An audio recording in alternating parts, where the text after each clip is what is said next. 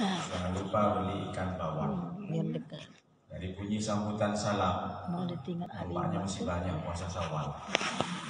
Masih puasa Syawal ini? Sudah selesai. Tengok atasnya juga. Kotaknya belum. Allah yang menyampaikan dalam surat Al-Baqarah ayat 225. La yu'akhidukumullahu billaghwi fi aymanikum walakin yu'akhidukum bima kasabat qulubukum. Allah tidak pernah menghukum. Allah tidak pernah mengancam orang, menyiksa orang karena perbuatan yang refleks yang tidak sengaja. Tetapi Allah selalu menilai dan menganggap pekerjaan orang itu bima kasabat qulubukum, apa yang terjadi dalam hatinya. Maksudnya apa kaitannya dengan puasa? Kalaulah ibu dengan kesibukannya silaturahmi pindah ke satu dengan ke tempat yang lain, sehingga tak sempat dia puasa Syawal karena masih ada kodok. Kalau ibu-ibu masih ada kodok, mending kodok dulu, jangan paksakan Syawal.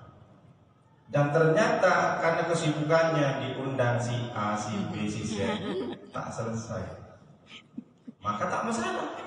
Hargai teman kita. Lebih bagus silaturahmi dulu. Nanti ternyata setelah selesai semua dari A sampai Z, rupanya sisa tinggal 7 hari Syawal. Aduh gimana nih Pak Ustaz? Nanti saya tak dapat keutamaan. Puasa tetap tapi niat kodok. Dan insya Allah pahala Syawalnya dah. Sama halnya ketika ibu-ibu sudah kodok tapi pengen puasa Syawal, paksakan di hari Senin, paksakan di hari Kamis, paksakan di hari Yaumul Bid, Ayyamul Bid, tanggal 13 bulan Hijriah 14-15, double dapat. Dapat pahala Syawal, dapat pahala puasa Senin Kamis, dapat pahala puasa Ayyamul Bid. Jadi tak perlu, artinya kita jangan terkungkung dalam satu kebaikan untuk mendapatkan keutamaan dalam beribadah kepada Allah. Allah tuh maha murah, Allah tuh maha bijak. Jadi yang penting Syawal, karena kita tidak tahu ibu-ibu bertemu nggak Syawal kita tahun depan. Kenapa? Karena Syawal bulan peningkatan, Ramadan bulan pembakaran. Ramadan membakar. Suara saya beda, habis konser banyak hal sampai seandainya jasad ini bisa dipisah Pak Ustaz, gimana Pak Ustaz? Saya mengundang Pak Ustaz. Aduh gimana Bu, saya Pak ini udah full sebilang gitu. Pak Amsakar kemarin pun, pokoknya 2 hari Pak Ustaz jangan kemana-mana.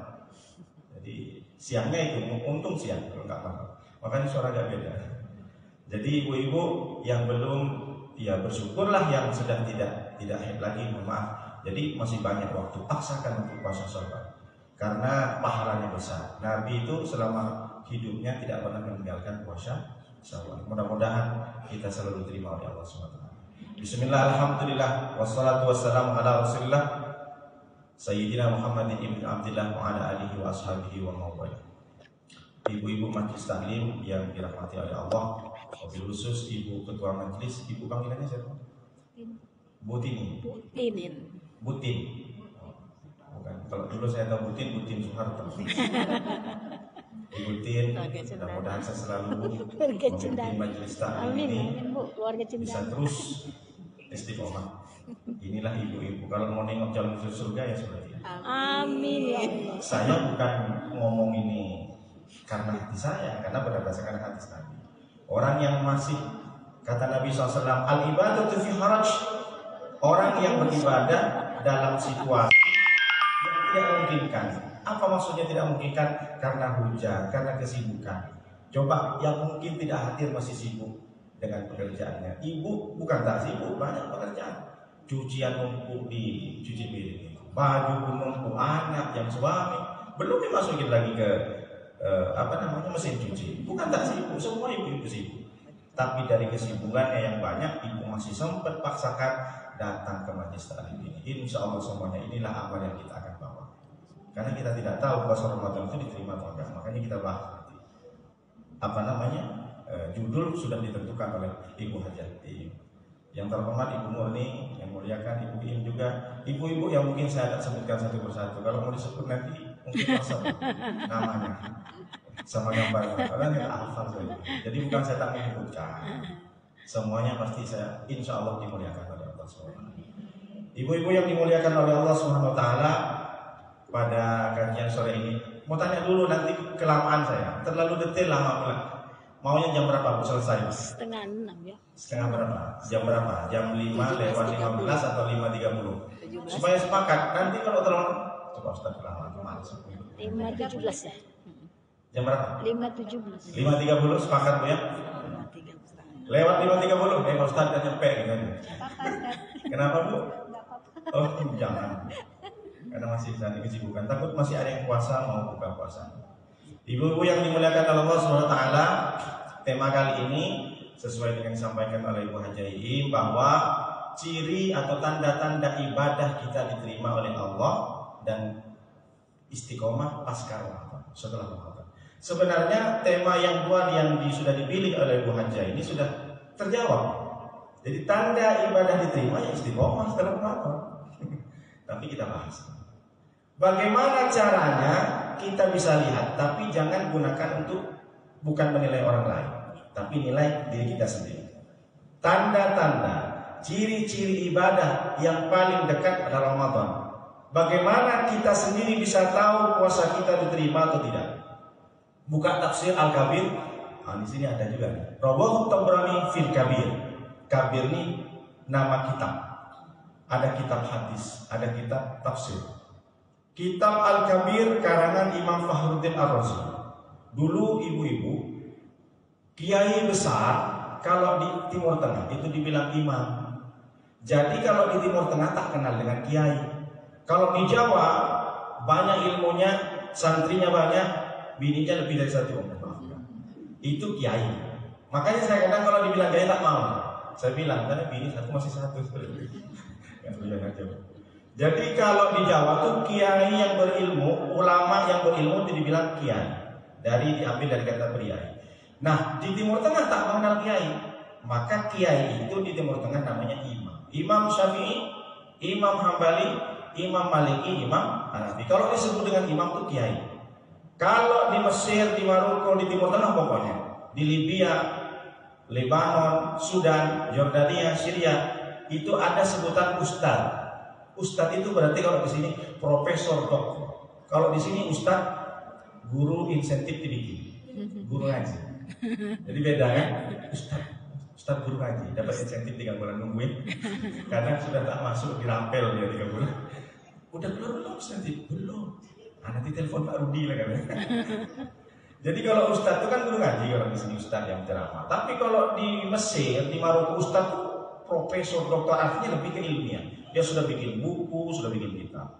Tapi kalau imam, dia alim, hafal dengan hadis. Sampai 300.000 hadis itu imam. Jadi ini namanya Imam Fakhruddin Ar-Razi. Apa kata beliau? Dia menafsirkan inna anzalnahu fi lailatul qadar. Wa ma adraka ma lailatul qadar. Ibu bisa temukan dalam Al-Qur'an kata-kata wa ma adraka.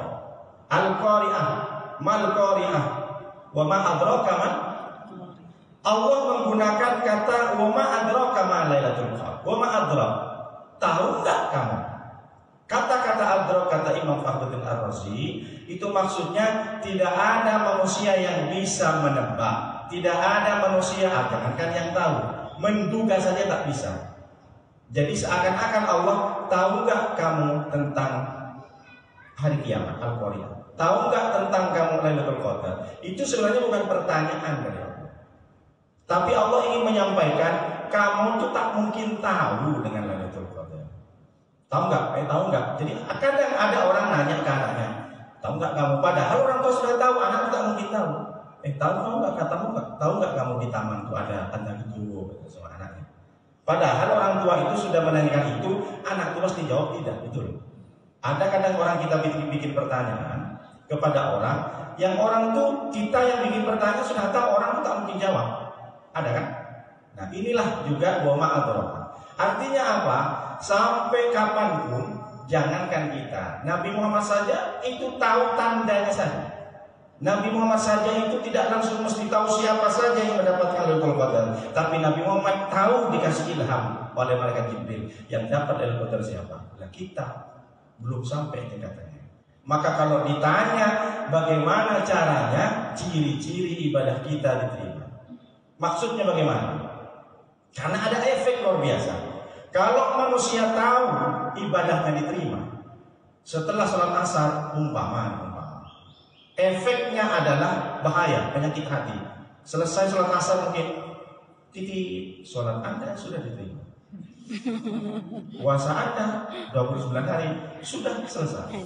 Apa yang terjadi? Alhamdulillah, nambah lagi rekening pahala. Bahaya. Kalau orang itu tahu ibadahnya amal soleh terima, bahaya. Dia jalan begini nanti. Kenapa? Banyak rekening 100.000 pahala. Kita makanya dikasih motivasi kalau berjemaah samaannya dengan 27 derajat. Cuma dikasih tahu, tapi pernah nggak kita dikasih rapor? Tidak ada. Maka kalau ingin setidaknya ciri-ciri ibadah kita diterima, kita mesti pahami dulu ibadah itu seperti apa. Banyak ibadah, ada 4. Ini kalau bisa dicatat. Yang pertama, ada ibadah bil lisan. Ibadah yang harus dan wajib lidah yang bergerak. Apa itu? Ngaji Al-Quran, baca istighfar. Sudah ngaji? Sudah. Kapan? Tadi. Perasaan tadi bibirnya enggak komit. Dalam hati.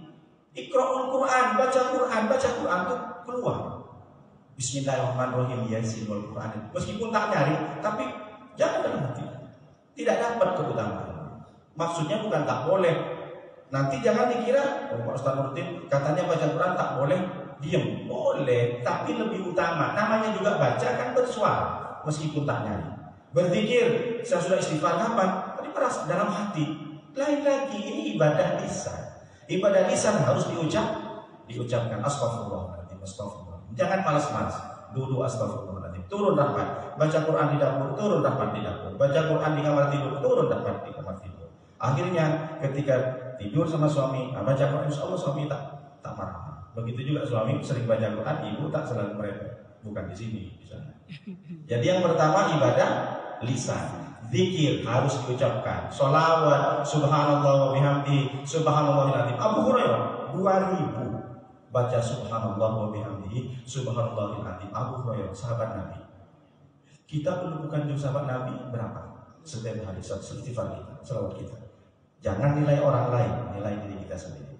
Yang kedua, ibadah itu bil af'al, harus bergerak. Jangan dibilang saya ingat sama Allah dan cukup tak sholat. Nabi bergerak sampai Nabi bengkak, betul? Sampai bengkak Nabi karena terlalu lama berdiri, karena baca Al-Quran khatam. Sholat tahajud bukan sholat wajib, sholat tarawih sampai bengkak Nabi. Kenapa dia bengkak? Karena berdiri lama. Kenapa dia berdiri lama? Ya darah mengalir ke kaki, merah dia, bengkak uratnya, nampak biru dia uratnya, kakinya merah. Jadi nampak sahabat. Yang cerita bukan Nabi, sahabat yang cerita sampai bengkak. Siti Aisyah juga begitu. Jadi kalau kita mau ibadah bil akhlak harus bergerak, sholat, sujud. Jadi tak ada orang, oh dia ilmunya makrifat, tak perlu sholat, jangan ikutin. Kita tak sampai ke situ. Memang ada orang-orang yang ahli tasawuf, sufi, dia sudah sampai makrifat, dia tidak bisa diketahui, dideteksi bagaimana sholatnya. Tapi kalau saya kadang tak setuju, karena dari semua hadis Nabi tidak seperti Nabi, orang yang sudah dipilih oleh Allah.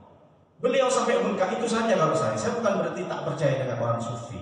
Saya bukan berarti tak percaya dengan orang tasawuf. Tapi kalau ada orang bercerita, dia sudah makrifat, sudah tembus ke Allah, jadi dia itu sholatnya dalam angan-angan. Bullshit kalau itu, kalau saya. Tapi saya tidak mengejek, karena saya tetap kepada silah, risalah, dan sunnah Nabi.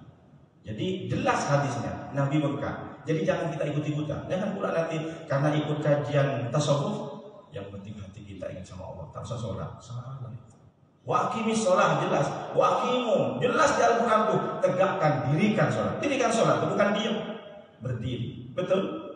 Jadi ada yang kedua, ibadah itu dengan af'al, dengan gerakan. Lalu ibadah yang ketiga dengan bilmal, harta. Jangan bilang sedekah kalau duitnya tak dikeluarin. Mengeluarkan zakat fitrah pakai beras atau dikonversi ke uang boleh. Mengeluarkan zakat mal 2,5%. Dari 1 juta berarti 25.000 atau 250.000? 25.000. Iya. Murah kan? Murah. Kalau 100.000 berarti 25 rupiah. Murah zakat. Tapi kadang orang susah mengeluarkan. Jadi kalau ibu mau selamat zakatnya itu jangan nunggu hisab 1 tahun. Kan tak sampai nisabnya Ustaz. Tak sampai harta saya 85 gram. Tak sampai berarti 60 juta. Duit saya masih 5 juta. Keluarkan zakku amwalakum bizakat. Bersihkan. Jadi kita nggak terlalu khawatir lagi. Berapapun duit kita, 1 juta, 2 juta rekening, keluarkan setiap bulan. Rekeningku sekarang berapa Pak? 20 juta. 20 juta 2,5%. Itu langsung kasih ke anak yatim, kasih ke para miskin, banyak masih orang yang tak bisa makan. Cari sendiri boleh, pasrahkan ke Amin boleh, terserah ibu. Jadi biar gak perlu nunggu 1 tahun lagi. Ini kadang orang memang harus nunggu 1 tahun. Memang syariatnya harus 85 gram emas asli 24 karat. Berapa berarti? Sekitar 65 juta, 60 jutaan. Jadi kalau duit 60 juta wajib mau tidak mau, jangan asik masih hitung lagi. Setahun, jadi per tahun zakatnya. Tapi kalau nggak mau bingung, setiap bulan tengok harta kita berapa rekening kita, bergerak atau tidak bergerak. Habis, Pak Ustadz saya tak punya rekening, tapi rumahnya 2, mobilnya 3. Tapi kan kredit semua Pak Ustadz, susah apa kredit semua? Ini kan berarti maksa namanya. Jadi saya tak bisa keluarga zakat Pak Ustadz. Kenapa? Kreditan semua.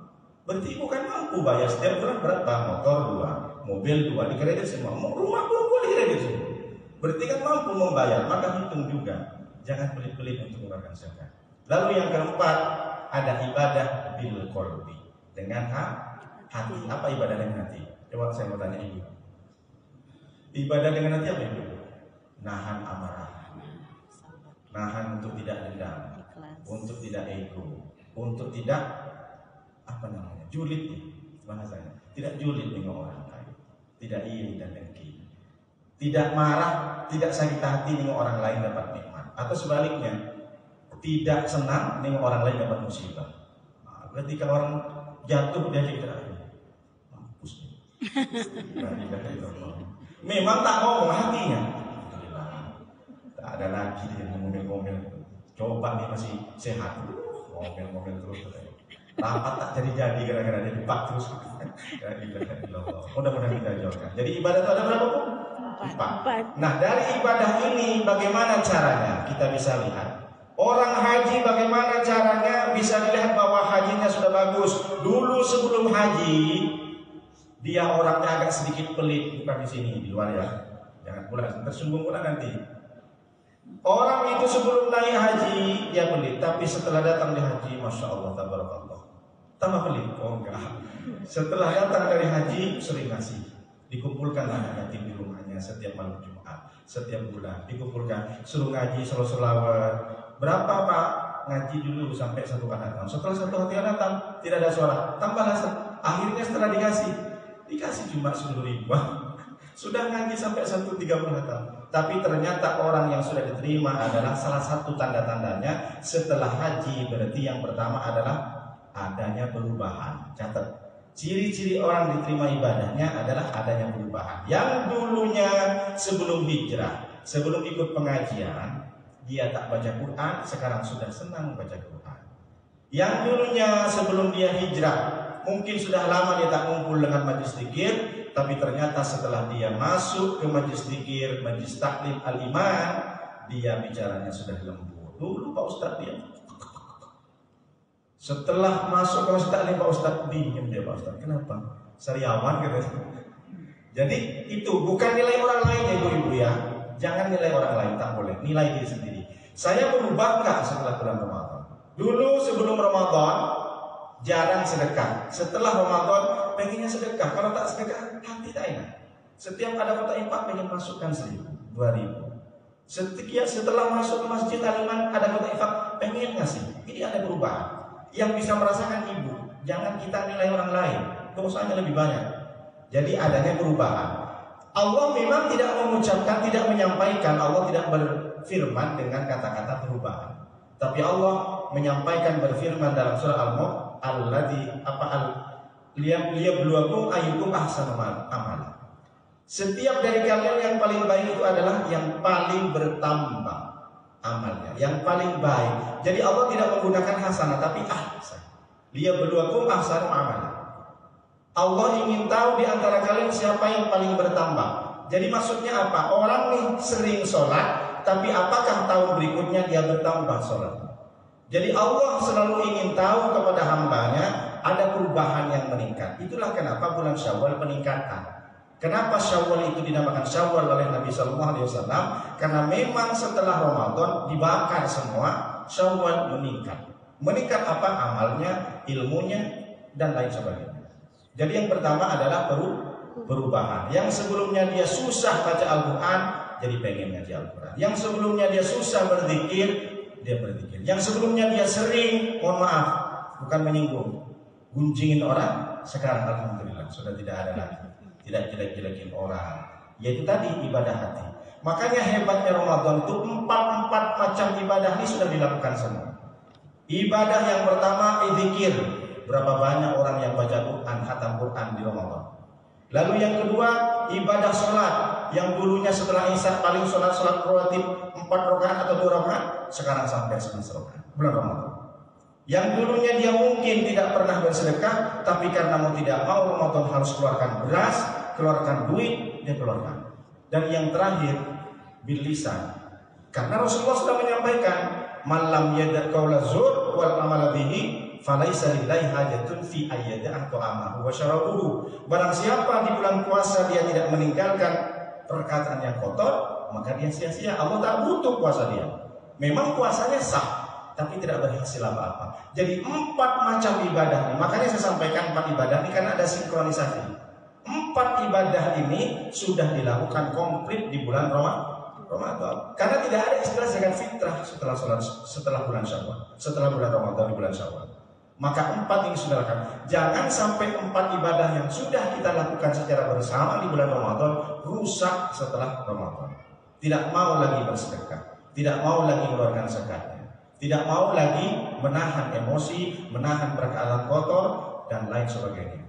Salah satunya kan penyakit hati itu sombong. Sombong merasa sudah baik. Contoh nih, mohon maaf. Iblis keluar karena sombong. Iblis sombong bukan karena banyak duit. Iblis sombong bukan karena dia punya kerajaan, enggak. Iblis sombong kenapa? Coba saya mau tanya dulu. Karena merasa lebih banyak ibadah. Karena merasa dia diciptakan dari api. Jadi bukan karena banyak harta. Jadi sombong itu macam-macam. Bukan karena dia kaya, enggak. Ada orang sombong tapi tak dikeluarkan karena merasa sudah banyak amal. Saya yang paling baik di antara. Dalam hatinya tak ngomong ke orang. Karena saya ikut pengajian, karena saya jadi pengurus, karena saya sering kemana-mana. Dalam hatinya. Memang sengaja iblis itu. La'udilannahum wa la'umanniyannahum. Ya Allah, saya sungguh akan menyesatkan mereka dan saya akan berikan angan-angan kepada mereka. Jadi iblis dulu itu sombong bukan karena dia banyak duit, bukan karena banyak harta, tapi karena merasa lebih baik. Ternyata diusir. Jadi yang pertama ada perubahan. Lalu yang kedua muhasabah. Ciri-ciri orang ibadah yang diterima oleh Allah selalu muhasabah. Ini kaitannya dengan masalah yang tadi, dengan masalah penyakit hati atau urusan hati. Muhasabah apa muhasabah? Diambil dari kata hasabah yuhasib, menghitung-hitung dosa kita sendiri. Koreksi. Hasibu anfusakum qabla an tuhasabu, kata Rasulullah. Bukan kata saya. Koreksilah dirimu sendiri itu sebelum engkau juga dikoreksi oleh Allah. Kita tuh banyak orang merasa hebat, merasa mantap. Nah, contoh Nuruddin, jangan sampai kau merasa hebat Nuruddin karena ceramah di mana-mana. Kau hebat sekarang bukan karena engkau hebat, tapi hari ini kau tutupin aibmu oleh Allah SWT. Orang hebat bukan karena dia hebat, bukan karena dia pintar, bukan karena dia kaya, tapi pada saat ini Allah tutupin aibnya. Siapa yang tak punya aib? Semua orang punya aib. Nabi Adam punya aib, ditutupin oleh Allah untuk bertobat. Biar kamu merasa ada, diusir dari surga. Berkelana dia 400 tahun, luntang-lantung sendirian. Mohon maaf sampai berpakaian hanya dengan daun. Bayangkan, coba saya berpikir manusia pertama yang sudah jelas-jelas diciptakan Allah bukan dari air mani. Manusia pertama Allah ciptakan dari tanah langsung dengan kun fayakun. Kalau kita kan masih ada proses. Ada proses, kita tak mungkin langsung dari roh langsung loncat ke dunia. Ada proses, inna ahadakum yujma'u khalqu fi batni ummihi 40 yawman nutfatan. Tsumma yakunu 'alaqatan mithla dzalik. Tsumma yakunu mudghatan mithla dzalik. Kita jangan pernah sombong, kita itu dari alam ruh bukan langsung diloncat langsung ke dunia, tapi kita harus menempel dulu di dinding rahim seorang ibu. Berapa hari? 40 hari nutfah, air mani. 40 hari air mani putih. Lalu kemudian kata Nabi SAW, sumayakunu alaqatan mithla dzalik. Setelah itu barulah jadi darah menggumpal, menempel di dinding rahim ibu. Lalu setelah itu mudghah, jadi daging, sudah mau berbentuk dia. Lalu apa yang kita sombongkan? Maka muhasabah, koreksi. Jadi kita jangan pernah merasa hebat. Hari ini Allah tutupin aib kita, makanya kita menjadi hebat. Hebat kau yang rutin, sukses kau ya. Jangan. Iya, ini semua kehendak Allah. Pastikan setiap jawaban ibu semua atas kehendak Allah. Makanya kita selalu dianjurkan mengatakan insya Allah. Karena memang penting. Kenapa? Karena nggak ada orang yang tahu ibadah kita diterima oleh Allah. Makanya ada doa. Apa doanya? Allahumma Rabbana. Coba bersama-sama. Allahumma Rabbana taqabbal minna salatana. Coba lanjutin. Wasiyamana wa ruku'ana wa sujudana wa qu'udana wa ta'abbudana wa tamim tasrana.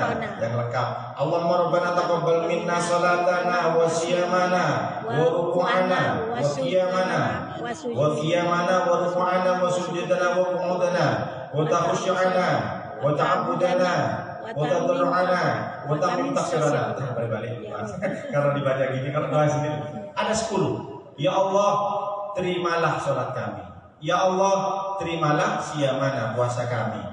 Berdiri kami, salat kami, salat tahajud kami. Lalu kemudian ruku kami terima ya Allah, sujud kami terima ya Allah, qu'ud kami, duduk kami tahiyat ini. Jadi dalam salat itu kan ada ruku, semua dirinci oleh Nabi, Pak. Ini kan doanya Nabi. Doa yang sering diucapkan oleh Nabi setelah salat. Ya Allah, terima duduk kami. Terimalah ta'abbudani, persembahan kami, pengabdian kami. Tahasyuk kami, khusyuk kami ya Allah. Terima ya Allah. Lalu kemudian wa tadurru'ana, dan terimalah kerendahan hati kami ya Allah. Wa tammim taksirana ya Allah, sempurnakan apa-apa yang kurang dalam diri kami ya Allah. Makanya setelah sholat ibu-ibu, kalau kita tahu sholat ini diterima, maka kita diajarkan alhamdulillah. Tapi ternyata setelah sholat apa yang kita baca? Astaghfirullahaladzim alladzi la ilaha illa huwal hayyul qayyum wa atubu ilaih. Apa kaitannya? Setelah sholat kok disuruh istighfar? Ayo ibu-ibu, bukan alhamdulillah kan? Setelah sholat padahal kita sudah jelas menghadap kepada Allah, sudah jelas kita berdoa kepada Allah, sudah bertemu dengan Allah, sudah komunikasi dengan Allah. Kenapa kita setelah sholat disuruh istighfar oleh Nabi? Bukankah kita sudah sholat, sudah ibadah? Coba ibu-ibu ada yang bisa jawab. Karena boleh jadi ketika sholat Allahu Akbar, nanti ya sholat aku pergi kawan, nanti mau jilbab di BCS. Aku mau nengok gelang Subang nanti di Bandar Baru di Jodoh. Entah macam-macam kalau sana, betul? Iya. Maka kita mengatakan doanya wa tamim taksirana, sempurnalah kekurangan kami ya Allah. Sholat kita tak sempurna ibu-ibu, bapak-bapak saya bapak sendiri. Kenapa? Karena kita sholat macam-macam. Contohnya kunci hilang, duit terselip, baju tak taruh mana tadi mau dicuci atau mau dipermak lagi. Datang di sholat, oh iya ya, di belakang mesin cuci nampaknya, nanti kita cari. Aku nanti, kayaknya hari ini aku dapat arisan. Betul ibu. Ini Pak Ustadz kayaknya ikut arisan. Makanya kita dibilang istighfar, kenapa? Karena sholat kita tak sempurna, diajarkan oleh Rasulullah. Jangan bilang alhamdulillah, astagfirullah ya Allah, sholatku yang tadi tidak sempurna. Memang sholatnya sah, tapi khusyuknya tak ada khusyuk kemana-mana. Boleh jadi karena imamnya terlalu lama, tak ada lagi yang dibaca. Imam kok lama kali katanya. Ini imam akhirnya ingat semua. Nanti besok katanya pembagian seragam, tapi belum bayar seragam. Besok kemana kita acara? Ini hati ya, muqallibal qulub. Makanya kita ada doa, Allahumma ya muqallibal qulub, tsabbit qulubana ala dinika wa ala. Hati ini makanya qalbu itu artinya bolak-balik, bolak-balik. Kenapa bolak-balik? Paginya dia beriman, paginya dia giat membaca Al-Qur'an, malamnya sudah doyok. Memang begitu manusia. Kalau tak begitu bukan manusia, malaikat namanya. Jadi kita mesti harus sadar. Maka jangan jauh-jauh kita beristighfar. Setelah sholat kita diajarkan istighfar oleh Rasulullah Sallallahu Alaihi Wasallam. Maka yang kedua itu ciri ibadahnya adalah muhasabah, selalu mengoreksi. Salah satunya saya sampaikan di sini, apa salah satu penyakit ujub, yaitu tadi merasa sudah diterima. Jangan sampai merasa sudah diterima. Karena orang yang berharap kepada Allah seperti burung yang terbang dua sayap. Sayap yang pertama namanya khauf, sayap yang kedua namanya roja. Khauf takut. Takut sholat tak diterima, maka dia tidak pernah putus asa untuk sholat. Takut ngaji Al-Qur'annya tak diterima, maka dia tidak pernah berhenti. Wala tayasu min rauhillah. Jadi takut kepada Allah itu takut sholatnya tak diterima. Pastikan dalam hati ini merasa ada rasa takut, bukan takut tentang dunia, tapi takut sholatnya tidak diterima oleh Allah, puasanya tak diterima Allah, zakatnya tak diterima. Takut ada sesuatu yang mengganjal sehingga nyantol dia tak sampai ke Allah. Maka kita terus bersedekah, terus sholat, terus ngaji, terus berzikir. Yang kedua roja berharap.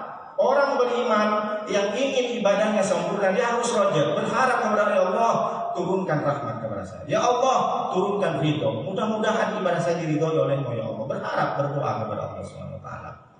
Itu. Jadi salah satu yang merusak amal, kata Rasulullah, amal muhlikatus thalathatun. Ada 3 perkara yang bisa merusak amal. Kalau orang bisa memahami ini, kita semua, maka kita hati-hati dalam beribadah. Ya, Bu. Yang pertama adalah syuhun muto'on. Orang yang akan rusak amalnya, binasa amalnya karena ada penyakit syuhun muto'on. Syuhun pelit, muto'on diambil dari kata atau ayuti'on, yang diperturutkan, yang diikuti. Kalau ada dalam bahasa Arab bakhil, itu pelit biasa. Kalau bakhil itu pelit, tak mau hartanya dikeluarkan. Tapi kalau syuhun, kakak kandungnya, lebih parah daripada bakhil. Apa maknanya? Dialah sudah pelit, tidak mau mengeluarkan harta orang lain, malah justru yang kalau bisa dia mau makan harta orang. Pelitnya syuhun. Sudahlah dia tak mengeluarkan duit, tapi yang mau dimakan cari duit orang. Ini banyak di tempat-tempat kerja. Duit yang masuk ke rekening gajinya itu utuh dia, tak boleh diundur lagi. Jadi bagaimana? Dia cari makan, bagaimana caranya? Nipu orang, nilai orang. Pokoknya gimana caranya? Yang dimakan pakai harta orang lain. Atau ada sumbangan, dia tak menyumbang, disumbangkanlah orang, padahal orang itu nitip, ini sampaikan ya ke Masjid Al-Iman berapa? 10 juta. Sampai di sini, nih saya sumbang 10 juta. Ngaku padahal punya orang. Itu syukur namanya. Sudahlah tak mengeluarkan duit sendiri, duit orang dimanfaatkan. Sudah paham kan? Apa perbedaan syukur dengan bakhil? Kalau bakhil pelit, dia tak suka keluarkan duit untuk sumbangan. Tapi kalau syukur, sudahlah tak dikeluarkan zakat. Duitnya sendiri, harta orang yang dimanfaatkan untuk mengeluarkan, bahkan untuk makan. Dan itu terjadi, entah apalah namanya, entah itu gratifikasi, nepotisme, korupsi, dan itu semua terjadi kadang di tempat-tempat pekerjaan. Saya tidak menyebutkan pekerjaan di mana, dan ibu kan sudah tahu lah di media sosial berapa banyak jaksa, berapa banyak gubernur wali kota, ya kan? Ini fakta, bukan saya mau ngomongin orang, saya tak sebutin nama. Tapi begitulah syukur. Maka penyakit yang pertama yang memisahkan amal, yang merusak amal, runtuh amalnya itu kata Nabi adalah syukur muto'on. Salah satu contoh dulu. Ini cerita bukan mengatakan bahwa dia pelit, tidak. Abu Bakar ketika sudah ngikut Nabi hijrah, bayangkan ibu-ibu pahami betul. Semua hartanya habis, dibawa untuk pergi, dibawa untuk membantu dakwah Rasulullah. Sampai 1 rupiah pun tidak ada. Bahkan sampai Asma bin Abu Bakar, anaknya putrinya juga, saudara Siti Aisyah, ditanya sama datuknya, sama bapaknya si Abu Bakar. Abu Bakar ini kan kaya juga, tapi jarang diekspos. Abu Bakar ini luar biasa, lebih hebat marahnya daripada Sayyidina Umar. Cuma karena Sayyidina Abu Bakar setelah bertemu dengan Nabi, dia jadi tunduk, dia jadi jujur, dia jadi halim, dia jadi bijak, dia jadi tawadhu. Tak terkenal kalau dia itu sangat. Yang terkenal tetap Umar. Kenapa? Karena Umar sering bantah-bantah, termasuk mengkopi Al-Quran pertama kali. Tidak bisa. Nabi tak mengatakan Al-Quran ini diperbanyak, tak masalah. Saya akan memperbanyak Al-Quran ini. Kalau tidak berbanyak Al-Quran ini, bagaimana nanti hafal? Abu Bakar tetap gagah. Jangan Umar. Rasulullah tak menyuruh Al-Quran dikopi banyak-banyak. Bid'ah, tak masalah. Ini Umar terkenal, tapi Abu Bakar lebih sangat. Dia juga kaya, tapi tak terkenal kayanya karena setelah hijrah dengan Nabi tak punya apa-apa, karena memang diberikan ke Nabi semua. Makanya sakit hati bapaknya Abu Bakar itu namanya Abdullah bin Quhafa.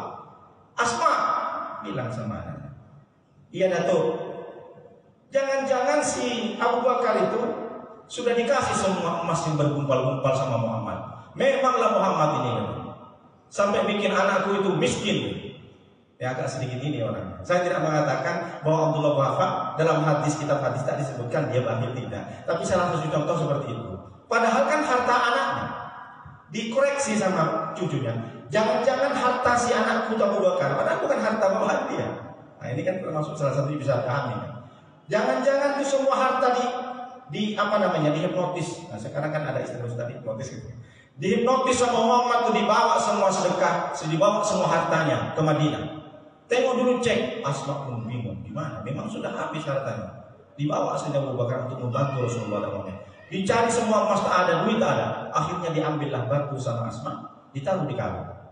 Setelah dikalung diikat karena Abdullah bin Quhafa bapaknya Abu Bakar ini buta. Datuk, ini Datuk. Pegang Datuk. Berat. Oh, masih berat, masih ada emas. Iya Datuk, alhamdulillah. Oh berarti Muhammad tak nipu-nipu si Abu Bakar. Ini contohnya salah satunya. Jadi ibu bisa pahami bagaimana syukur itu lebih parah daripada bakhil. Lalu kemudian yang kedua, wahawan muttaba'un, yang merusak amal ibadah kita adalah hawa nafsu yang diturutkan, yang dimanjakan. Apakah tak boleh Islam memiliki hawa nafsu?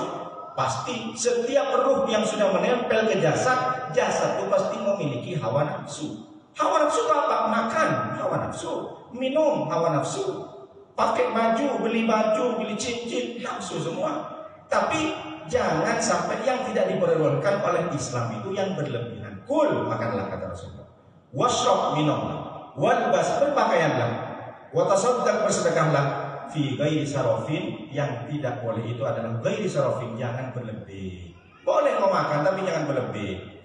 Sudah kenyang sama kayak orang buka, dibeli semua. Sotong, udang, macam-macam kerang tumpah.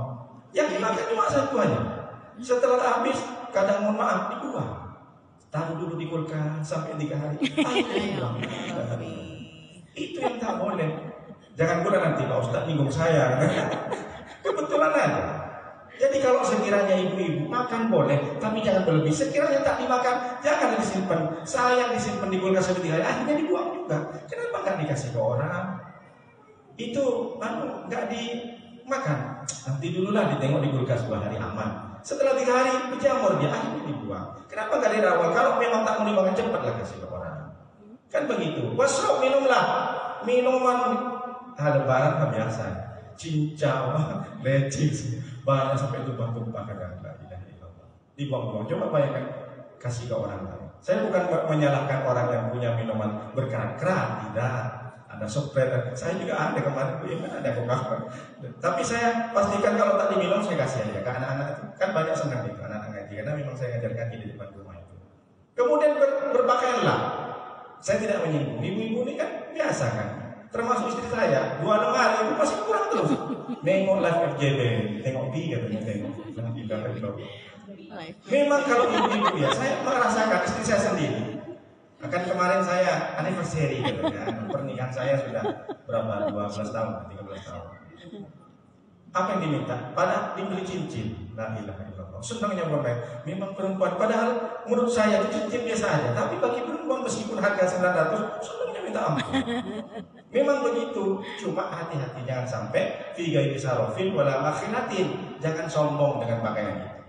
Jadi kalau memang sekiranya ibu-ibu boleh beli baju banyak, tapi kalau tak dipakai, hanya sekilas aja ditengok. Karena rasanya senangnya ditengok, setiap bukan lemari ditengok. Tapi tak dipakai, kasih aja lah ke orang.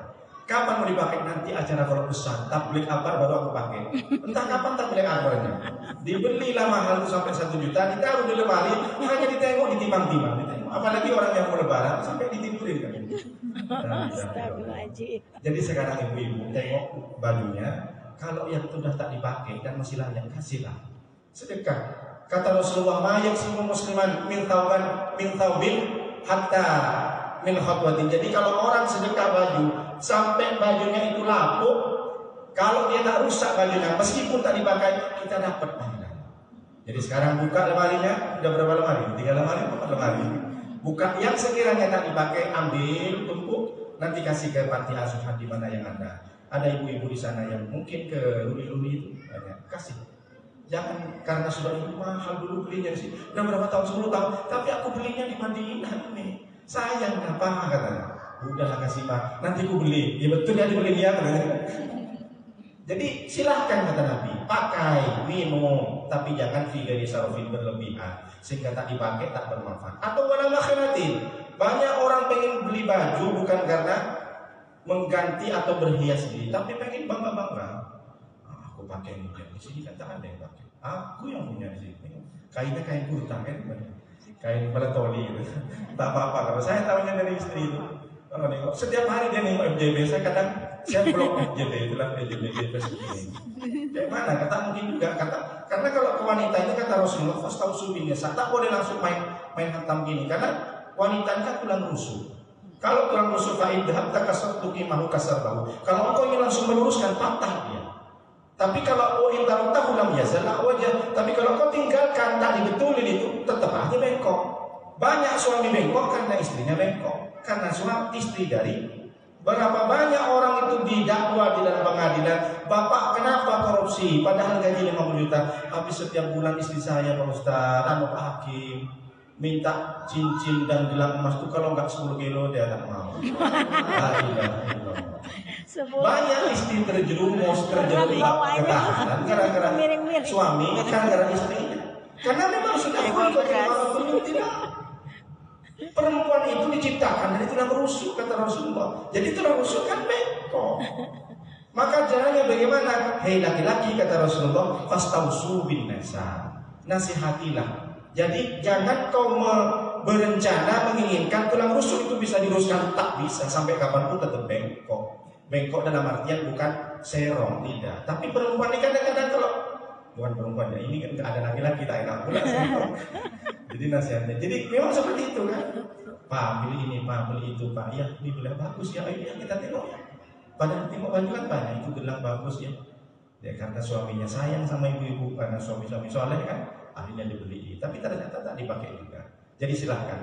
Jadi yang kedua adalah wahawan muttabaun. Jangan diperturutkan nafsu karena akan merusak amal. Yang ketiga, ijabul mar'i bi nafsi, ujub, merasa lebih baik karena sudah tahajud, merasa lebih bagus daripada orang lain, merasa lebih banyak beramal karena dia sudah ikut pengajian. Jangan sampai ibu-ibu yang sudah istiqomah ini jangan sampai hinggap di dalam hatinya. Karena memang setan itu wala umanniyannahum. Memang setan selalu menanamkan dalam hati kita berangan-angan, merusak angan-angan kita berpikir, gimana ya kalau aku punya rumah segini, padahal rumahnya sudah bagus. Gimana ya kalau nanti aku punya mobil seperti tangga, padahal mobilnya sudah bagus.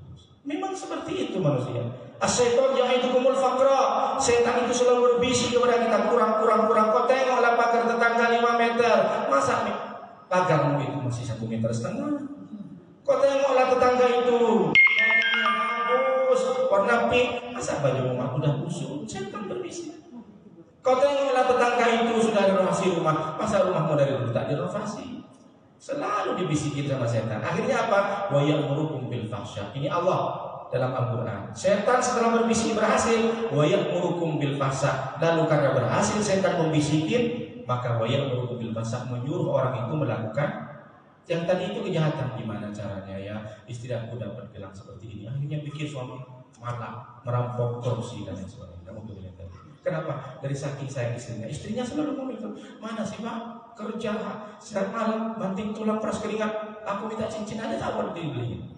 Akhirnya pikir suaminya. Banyak kan suami-suami itu di media sosial itu. Kalau sudah minta ada juga yang gara-gara ibunya memang tak bisa juga sampai beli HP itu kan, karena ibu sakit. Ya mau gimana lagi keadaannya. Itu sebenarnya kan setan juga yang mempengaruhi. Kalau bisa jangan sampai seperti itu. Untung jaksa memberikan hukuman yang tidak tidak memberatkan, akhirnya dilepaskan. Oh jadi dia nyuri HP karena HP-nya dijual, ibunya sakit lagi. Terus istrinya ada lagi yang melahirkan. Kan ada di media sosial.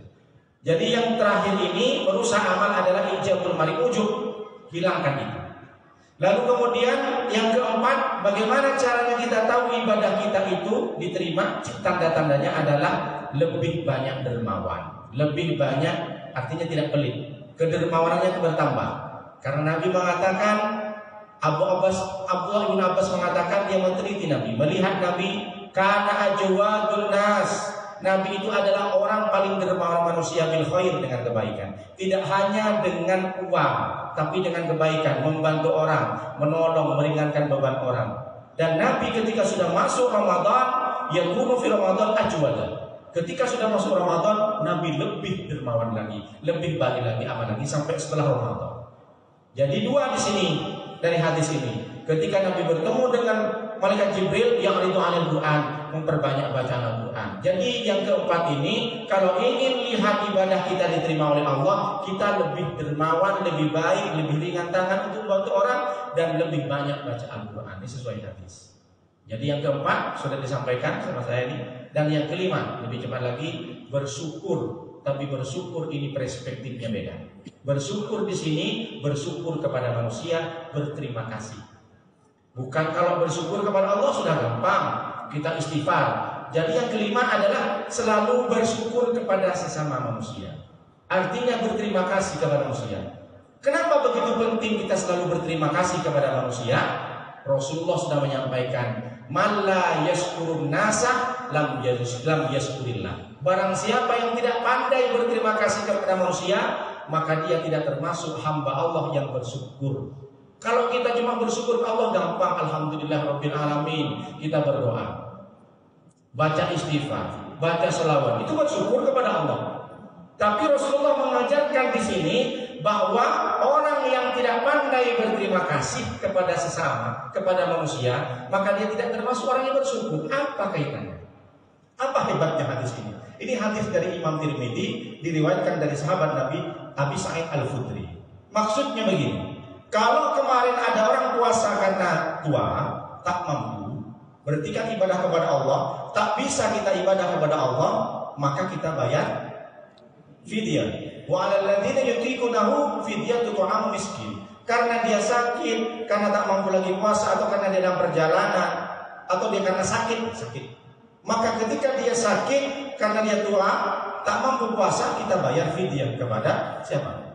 Manusia. Kalau kita terhalang ibadah kepada Allah tak bisa, kita bayar kepada manusia. Tapi kalau kita punya hutang ke manusia, masa bayar sama Allah?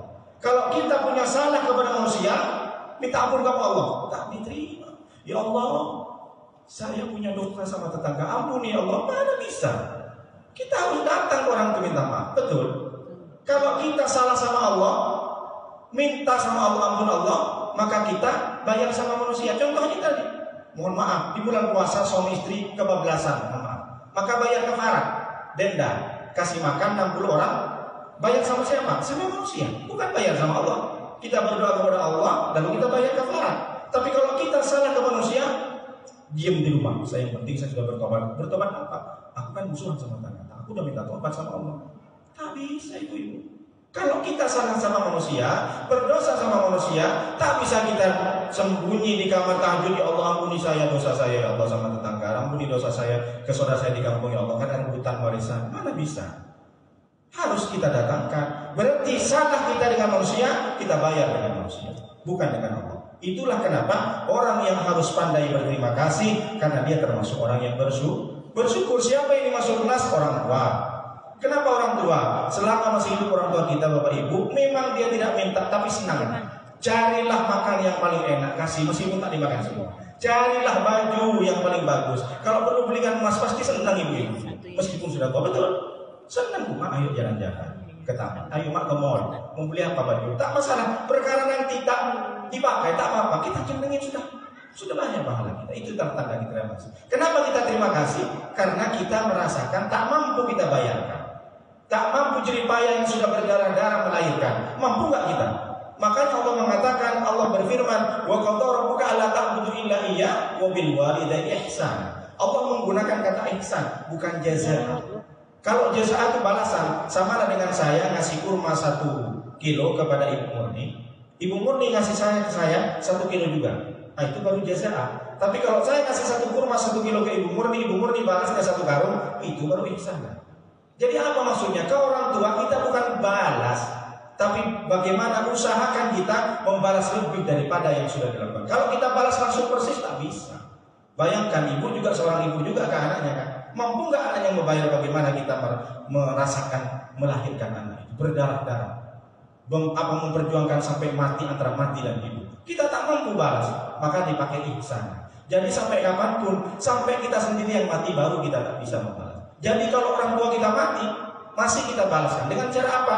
Ajak anak orang-orang yang baca Al-Quran, ini bacakan Al-Quran untuk ibuku yang sudah meninggal. Kasih makan orang tua yang baca Al-Quran, kasih duit. Senang mereka mengalir, alhamdulillah dapat kiriman transfer dari anakku. Begitu. Ada doa Fatihah, alhamdulillah malam Jumat ada Fatihah sampai 300 Fatihah. Ini anakku luar biasa. Itu yang kita harapkan anak kita. Bukan karena dia pinter membuat pesawat, karena pinter dia membuat buku, tidak. Tapi ajarkan ke anak bagaimana nanti dia kalau sudah kita meninggal dia bisa kirim Fatihah. Dia ngajak orang untuk yasinan di rumahnya, bersedekah ke masjid untuk orang tua saya. Makanya begitu banyak orang itu membuat rumah yang sudah ditempatin menjadi rumah tahfidz. Ini peninggalan mamaku. Ini kadang banyak di kampung rumah peninggalan mamanya dijual, dibikin rumah di Batam, di tempat sendiri. Alhamdulillah. Mestinya harus diwakafkan saja. Dibikin panti asuhan, bikin pondok tahfidz. Itulah mengalir bersama orang tua. Setiap ibu mau sedekah pastikan ingat orang tua sudah meninggal. Ini untuk orang ini mama, untuk imam aku. Masuk ke masjid, taruh udah infak. Itu untuk mama, mengalir. Alhamdulillah, datang infak. Lalu yang terakhir, ini kan sudah 5 kan? Yang terakhir istiqomah setelah Ramadan. Istiqomah sudah saya sampaikan, istiqomah dengan dawam beda. Kalau istiqomah itu adalah bagaimana caranya kita sampai meninggal tidak masuk ke dalam sesuatu yang haram. Istiqomah itu maksudnya bukan pekerjaannya. Kalau pekerjaannya saya terus menerus sholat tahajud, itu dawam namanya. Kalau istiqomah itu prinsip, lebih ke prinsip. Artinya selama kita masih hidup jangan sampai kita masuk ke kubangan sesuatu yang haram. Paham maksudnya? Jadi istiqomah dengan dawam sudah paham kan ibu ya? Dulu kan saya pernah di kajian subuh, pernah ya? Jadi istiqomah dengan dawam. Kalau istiqomah itu prinsipnya, artinya orang tidak keluar dari jalur-jalur atau syariat Islam. Dia tetap berpegang teguh kepada dua, Al-Quran dan hadis. Kata Rasulullah SAW, "Ma taraktum fi amrayni." Saya meninggalkan 2 perkara. Lan tadillu ma tamassaktum bihima. Orang kalau berpegang teguh kepada 2 perkara ini, maka dia tidak akan tersesat. Lan tadillu. Apa itu? Kitab Allah wa sunnah Rasulih. Al-Quran dengan hadis. Lalu 5 saja yang saya sampaikan istiqomah biar cepat. Yang pertama, jangan sampai salah memahami. Ramadan bukan bulan penuh amal, tapi Ramadan adalah bulan membiasakan diri beramal.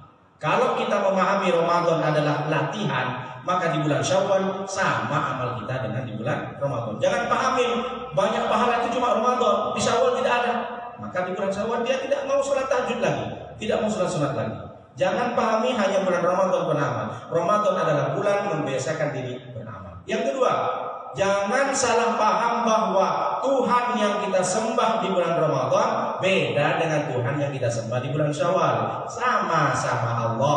Maka kalau sama dan meyakini Allah sama di bulan Ramadan dengan di bulan yang lain, berarti perlakuan ibadah kita juga sama. Kalau dulu di bulan Ramadan sering bisa berpuasa setiap hari, maka pastikan Senin Kamis, ayo puasa Daud, ayo puasa ayam mabit, ayo terbiasa puasa. Apa yang menjadi kebiasaan Ramadan menjadi biasa. Kenapa? Karena kita yakin Allah yang kita sembah sama, jadi perlakukan sama. Yang ketiga, sering-sering jenguk orang sakit.